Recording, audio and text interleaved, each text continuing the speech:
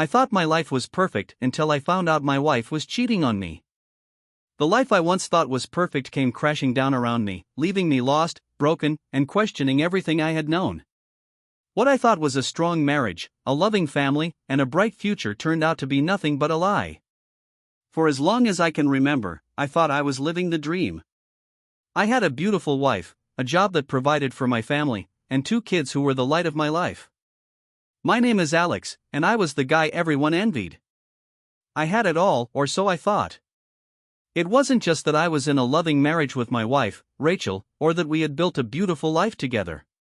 It wasn't just the strong career I had worked so hard to achieve or the cozy house in a nice neighborhood. It was the feeling of stability, of knowing that I was with someone who truly loved me, that I was the man she wanted to spend her life with. We had a good routine. Our kids, Ethan and Lily, kept us busy with school events, soccer games, and family vacations, and we'd sneak in our date nights whenever we could. We laughed together, loved each other, and supported one another. It was, in my eyes, the perfect marriage. But as life often does, things slowly started to change. At first, it wasn't noticeable, just small things I could easily brush aside. Rachel seemed a little more tired than usual. She was always a hard worker, but lately, there were more late nights at the office, more urgent work trips that kept her away from home. It wasn't like Rachel to be so distant. She'd always been the type of person who would drop everything to make time for our family, so these subtle shifts in her behavior were strange. One evening, I was picking up some groceries when I received a text from Rachel. "Running late tonight, work stuff. Don't wait up for dinner." The message was brief, but the tone caught me off guard. It wasn't that she didn't have late nights before, but it felt different, like she was shutting me out. Still, I didn't think much of it at the time. As the weeks passed, the pattern continued. Rachel's late nights became more frequent, and I noticed that she'd get home later and later, sometimes not until well after midnight. Whenever I asked her about it, she'd say it was just work, that she was dealing with an important project, or that her boss was demanding. But something didn't sit right with me. Her alibis started to feel rehearsed, and I began noticing little inconsistencies in the details she provided. Her demeanor also began to shift. She was always affectionate with me before, always quick with a hug or a kiss when I came home. Now, I found myself getting these half-hearted embraces, like she was distracted or somewhere else in her mind. The spark that had once been there between us seemed to dim, and it hurt. One night, after a particularly long day at work, I decided to surprise her. I got home early, planning to make a nice dinner and spend some quality time together. But when I walked through the door, the house was quiet. Too quiet. No sign of Rachel. I checked my phone, no new messages. It was a little after 7 p.m., and I was confused. Hadn't she said she was coming home early tonight? I waited for over an hour. No call. No text. By 9 p.m., I was worried. I called her.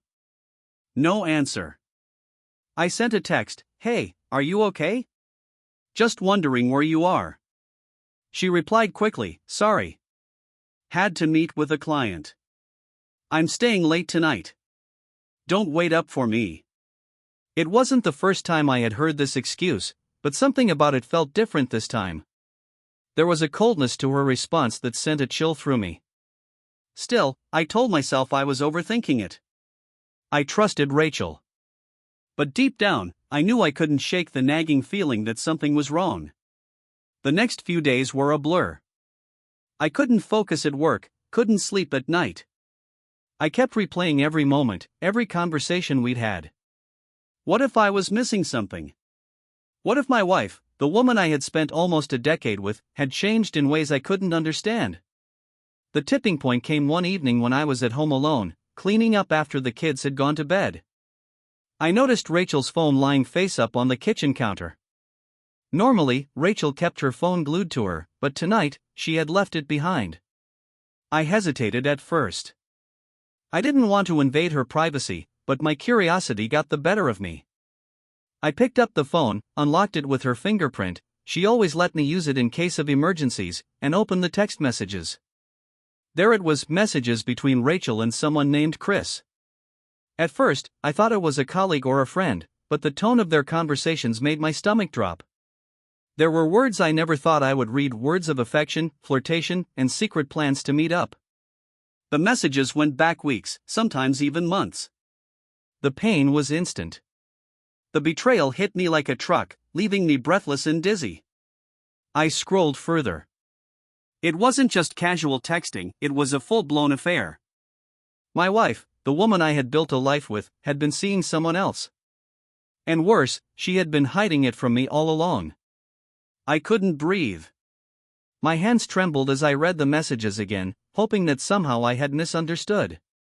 But no. The truth was there, staring me in the face. My wife, the mother of my children, the woman I thought I knew better than anyone, had been lying to me.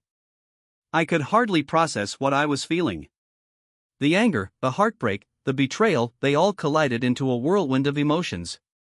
How long had this been going on? Was I living in a fantasy all this time? Did Rachel ever truly love me? The next few days were a blur of numbness. I didn't know what to do. I couldn't confront her yet. I wasn't ready. I needed to understand the depth of the betrayal, needed to come to terms with the fact that everything I thought I knew about my marriage was a lie. But I couldn't let it go. I spent hours sitting in silence, reflecting on every moment, every detail, trying to piece together what had happened. Finally, I made up my mind. I couldn't live with this uncertainty. I needed to confront Rachel. When she came home that evening, she walked in with that same cold, distant look on her face. I could feel the tension in the air. Without saying a word, I pulled out her phone and placed it on the table in front of her. "Who is Chris?" I asked, my voice shaking. Rachel froze. Her face went pale, and she opened her mouth, but no words came out. She knew I knew. I had seen the truth in black and white. After a long, agonizing silence, she broke down.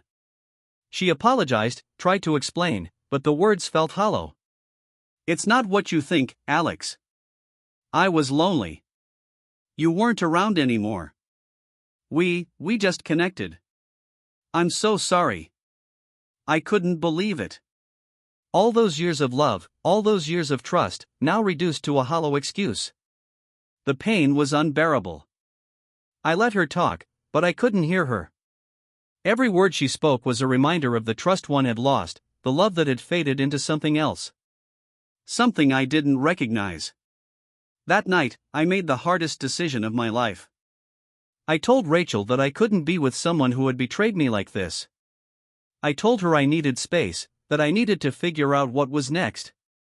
We talked about our future, our kids, but the conversation felt detached, like I was hearing it all through a fog. The days that followed were a blur of emotional chaos. I moved out of our home and stayed with a friend for a while. The pain was all-consuming, but eventually, something shifted inside me. The emotional devastation began to subside, and in its place, a new clarity emerged. I was still in shock, still processing everything, but I realized that I had to heal. I couldn't let this define me. I had to rebuild, not just for me, but for my kids. Slowly, I started finding pieces of myself again. I reconnected with old friends, took up hobbies I had abandoned, and most importantly, I started to forgive myself. I had been so caught up in Rachel's lies that I had forgotten to take care of myself. A few months later, I made the decision to file for divorce. It wasn't easy, but I knew it was the right choice. Rachel and I worked out a custody arrangement for the kids, and while it was painful, I began to realize that this betrayal, though heartbreaking, had opened the door to a new chapter in my life. It wasn't the ending I had imagined, but it was my ending, one that would allow me to heal, to grow, and to eventually find happiness again. The journey I went through was one of the hardest I've ever faced. But through the pain, I learned a lot about myself. I learned that I am stronger than I thought, that my self-worth isn't defined by someone else's actions. The road to healing wasn't easy, but it was worth it.